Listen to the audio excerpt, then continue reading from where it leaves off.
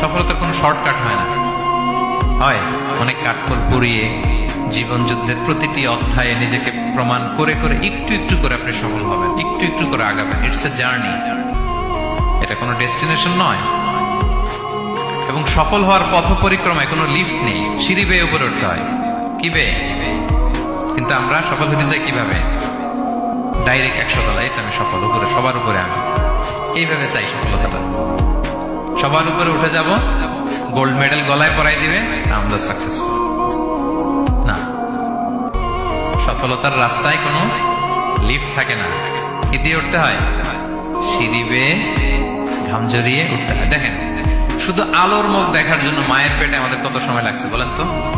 Just একটু light, হ্যাঁ, 9 মাস 10 মাস সময় লাগছে শুধু একটু আলো দেখবো আমরা। একটু আলোর মুখ দেখার জন্য আমার লাগছে 9 মাস। আর এখানে আমরা শর্টকাট খুঁজি, খালি কি খুঁজি? সফলতার কোনো শর্টকাট নেই। অল্প এফোর্টে যারা সফল হতে চায় এরা কোনোদিন সফল হয় না।